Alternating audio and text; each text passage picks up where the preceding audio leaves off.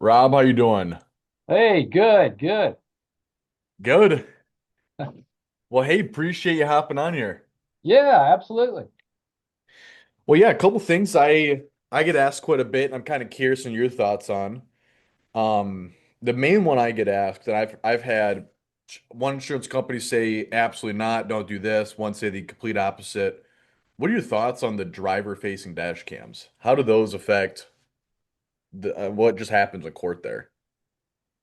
Yeah, yeah. So when you start talking about dash cams, and I know you asked a very specific question, but I'm going to back up a little bit and I'm going to talk about dash cam management. So I look at dash cams, whether they're forward facing or rear facing. You've got three steps you need to deal with. Number one is somebody's got to watch those videos, and I realize that there are a lot of services that they some of them watch the videos for you and tell you what you need to be concerned about, or you do it in house. You're looking at these videos, so somebody's got to watch them, Okay. and then when there's a coachable event, somebody's got to coach. So that's the second piece of it, and then the third piece of it is you need to understand um, how your system saves the data, and you need to make sure that the data is only available as long as you need it for actively managing that driver. So I tell people all the time that if you don't set this up properly, you wind up uh, videos for drivers that you've had for 5 years. They're still on the system somewhere. So make sure that your settings in the vendor system are set correctly, to how you need to manage that driver, how that works. Now as to forward facing, rear facing, I mean, I'm a big fan of the rear facing camera, only because the your trucking companies are guilty until proven innocent, Yep. and this is a way to prove yourself innocent. Um, you got the driver going down, eyes straight down the road, not on a phone.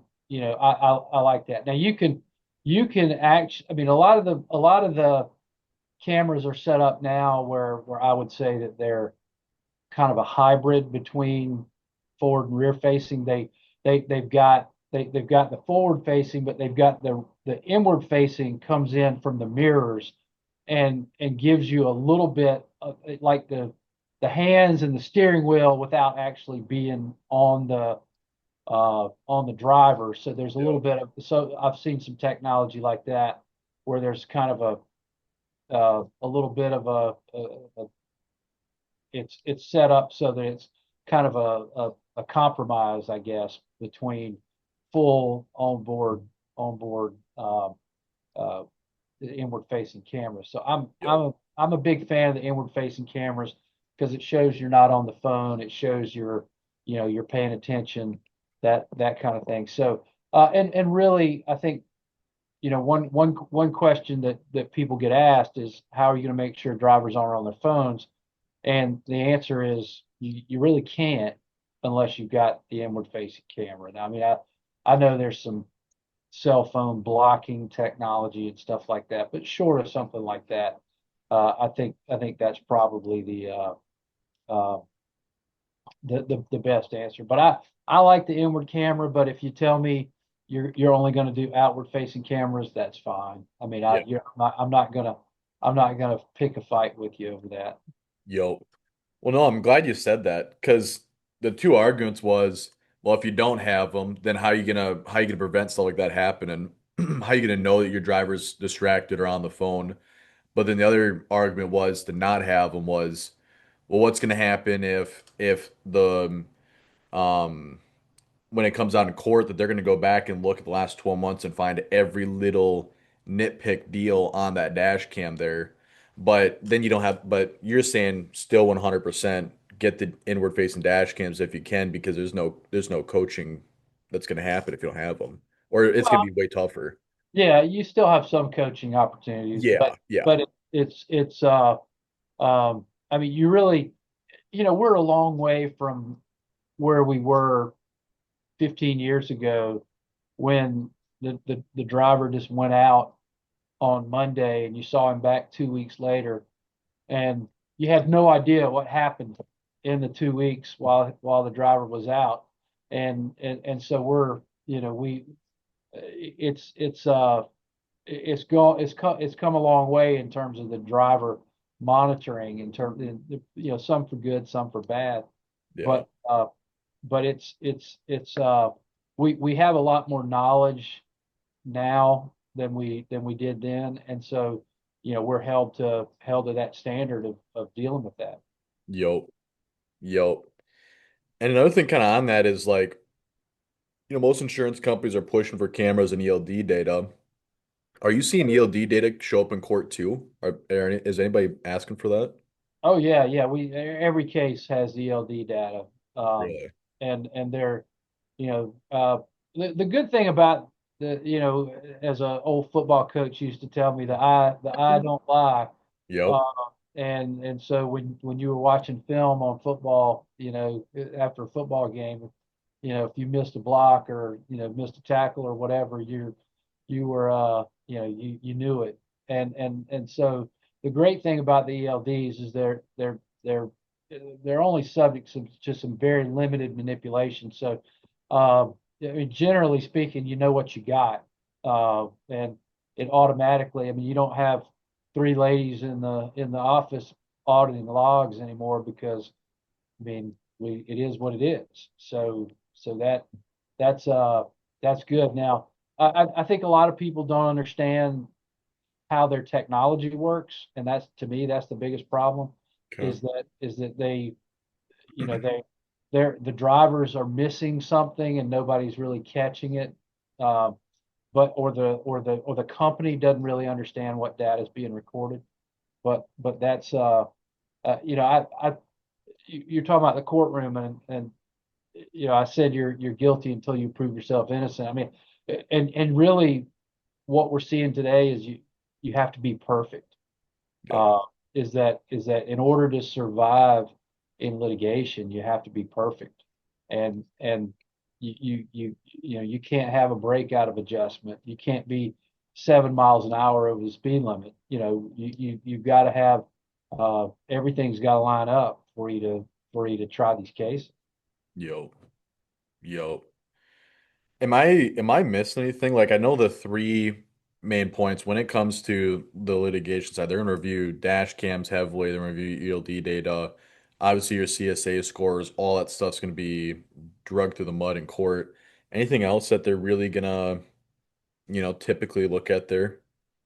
Yeah, I mean, I think at a really high level, the best day for the company is if you're um, if your driver just made a mistake.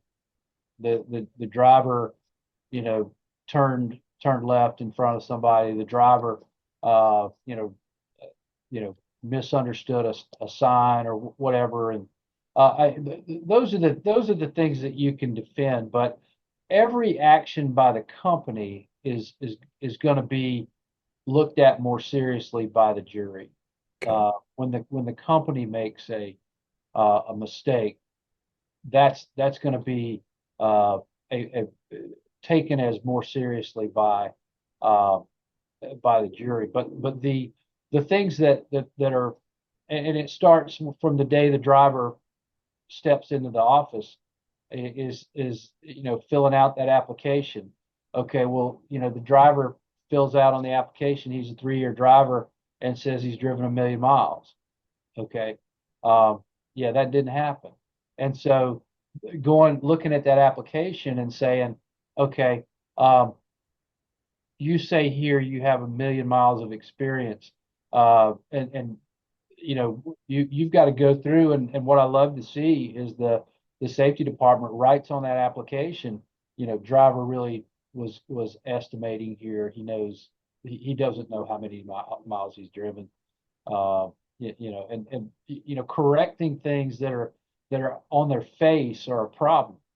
Or like, the driver says, comes in for his annual MVR review, and the driver says, I don't have any tickets this year. And you run the MVR and he's got a ticket. Okay, well, now you go back to the driver and you say, hey, you said you had no tickets, but you have this ticket here. And the driver says, that's not me. I don't understand what that is. Or the driver says, uh, yeah, I forgot about that one. I should have told you about that. And you document that. And so every mistake or every inconsistency in the process needs to be correct. Um, and so those are the kinds of things that can get you into trouble is when your own documents are inconsistent. Yeah. I mean, do you think, I mean, I think people are, I mean, I would think people are aware that they got to have somebody in charge that if they're too small to have a dedicated person or team, then they do a third party. But do you think there's just lack of procedures there, or just how are people running into that trouble, or how do you prevent that? Well, I mean, the typical mentality is if there's a blank that needs to be filled in, if it's filled in, it's okay. Yeah. Uh, I mean, my job's done if all these boxes are checked, Yeah. regardless of what's in the boxes. I Yeah. mean, we actually have to read the boxes and make sure we understand what those say. Um, y- you know, uh, and when we get and again, when you get back you send out the request for information from the previous employers and you start getting that back. If that's inconsistent with what the drivers told you, you need to reconcile that. So it's all about reconciling everything that is inconsistent. Okay. Okay. No, that's good. And I mean, I've been seeing nuclear verdicts are getting more and more, I don't know, I'd say common, but they're showing up a lot more.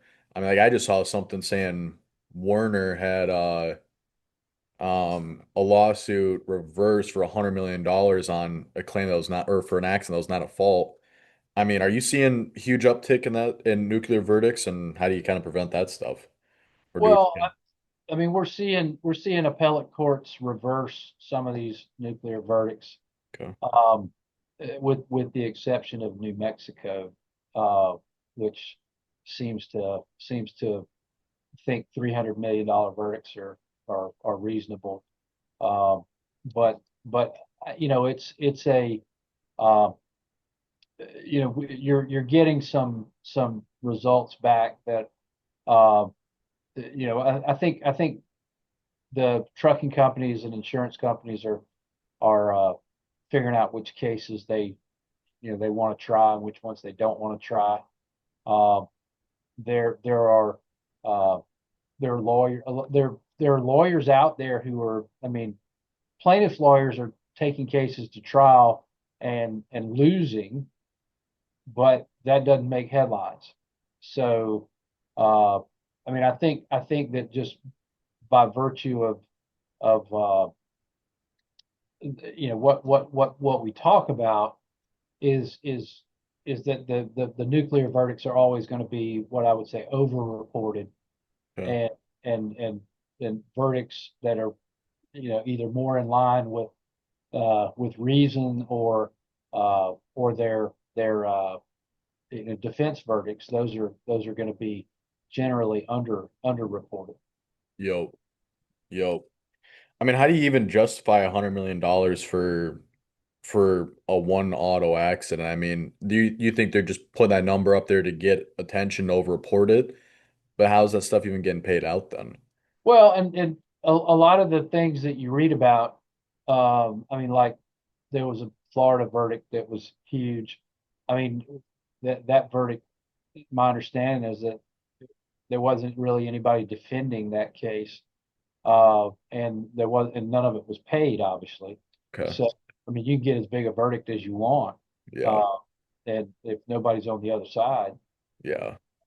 and a lot of these, sometimes you get somebody that just wants to try a case, and they're going to get a big verdict, but they're not going to collect it.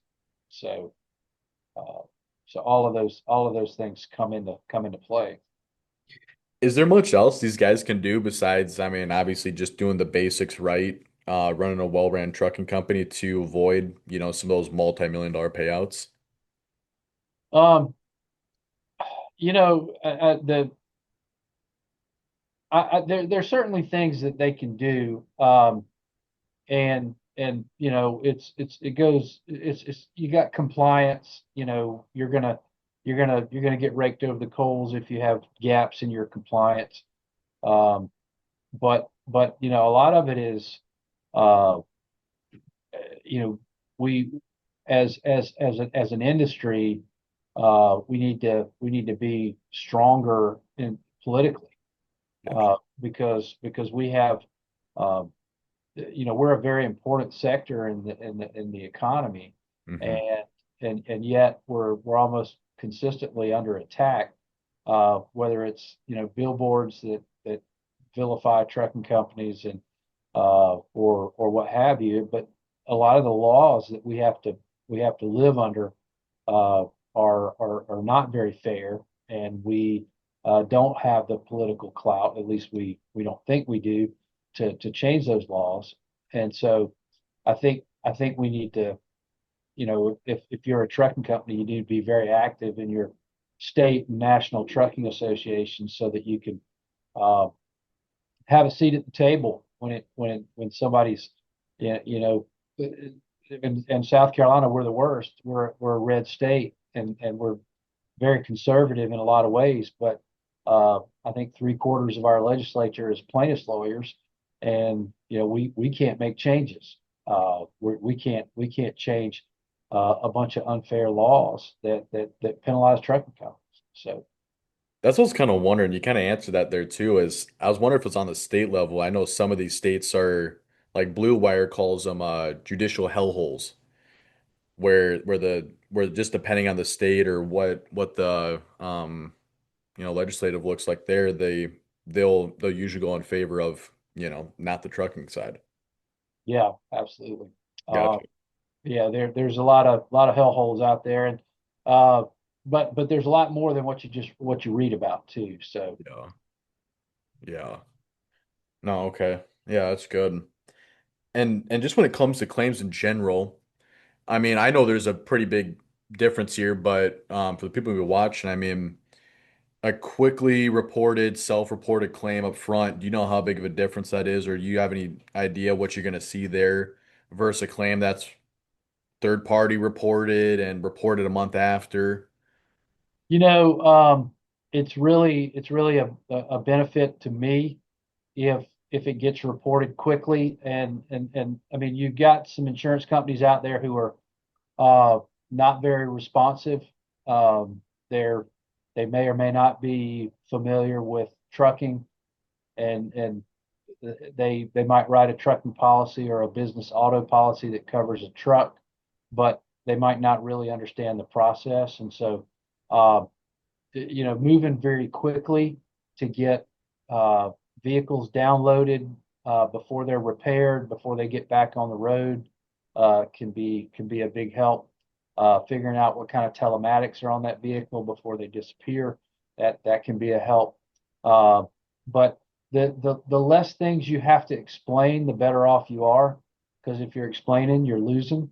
So uh, you've got to, if you're wasting some of your explanations on, why didn't you download the truck right after the accident? Those are pretty easy ones not to have to explain. Yeah.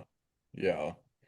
When is this accurate too? I heard that, the later you report, I mean, people's stories are going to start changing. They're going to go reach out. They're going to have time to go reach out to a lawyer at that point, and like just the evidence starts getting muddied up in the water, the longer you wait. Yeah. I mean, most security cameras at businesses overwrite in about 7 days. Oh wow. And so if you're trying to get footage of an accident scene, uh, trying to figure out who had the red light, who had the green light, Yeah. uh, you got to move pretty quick on that. So the faster you can get things in motion, the better off you are. Yeah, that's good to know. Here's the last question I got here for you, Rob. You seen anything cyber related where, cyber insurance might be coming into play more where, you got cyber criminals, double brokering and everything on those lines? Oh, absolutely, absolutely. And I think the um, the industry hasn't caught up with where we are in terms of underwriting. Yep.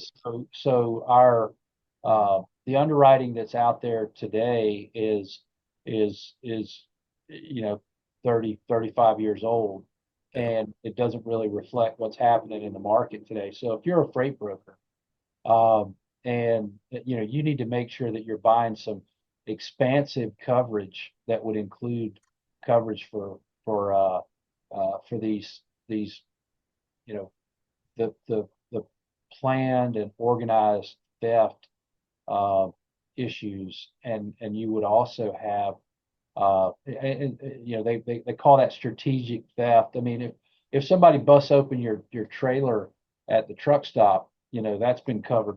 That's covered, okay. Yeah. But if somebody hacks into your system and sees that you got some loads, and or they go out and start booking loads in your name, uh, they're that's something that is going to be a problem for you. Insurance companies are the policies, the products that are out there generally don't cover that. Yeah. Now, there's exceptions, and there are products that do cover that. But cyber is a I don't think it's going to be long before cyber is integrated into the cargo claims, into the cargo policies, motor truck cargo and contingent cargo. I think you'll see uh, I think you'll see those integrated a little bit uh, so that the things that are happening on our computers that create uh, these issues are going to eventually be covered. Now, I think the industry is going to demand it, and I think that some enterprising underwriters will come up with a way to cover it. Yeah, because almost nobody I talk to has cyber or has even heard of it. So, man, you must be seeing it quite a bit if you're thinking underwriters even just start putting it in the cargo policy. Yeah, well, I think it won't be cyber like a Yeah. traditional cyber policy that Yup. covers your ransomware and that kind of thing. Yeah. But cyber extending coverage to cyber where somebody hacks into your system and uses that to steal freight. Um, I mean, I think that's probably something that could be covered with in the context of a cargo risk. Yup. Yeah, and I know what you're talking about because I just saw a story on Guy Fieri had like I don't know what it was, like $12 million in tequila. It was that. It was a cyber criminal hopped in there, stole a cargo and everything. Yeah, it's that 60 minute story uh was pretty good for the industry and putting it out there. Yeah. Don't wish that anybody has that kind of a loss, but if it's somebody famous, then it gets a little press, and maybe it'll get a little more law enforcement attention as well. Yup. Yup. Well, man, that's been a huge help. So I appreciate that, Rob. Yeah, yeah, good talking with you. Hey, likewise. Yeah, so that was a meeting I just had there with Rob Moseley. Rob Moseley is a buddy of a buddy, so I 100% recommend reaching out to his law firm if you guys ever need anything when it comes to getting a lawyer involved. He does have, or the law firm does have news on this. They have webinars on predatory towing, which is going to be a big deal, tort reform, all sorts of stuff. They have these webinars every month or so. You guys can hop on their email list to get updates about this, learn about what's going on, because that really is a huge deal in the trucking insurance world right now. It's just these nuclear verdicts and these lawsuits getting to be so ridiculous that is driving everybody's price up, putting some of these companies out of business. Rob is involved with every single association, talks at every every deal involving trucking and supporting the trucking community every chance he gets. So I 100% just recommend reaching out to this crew if you guys ever need anything.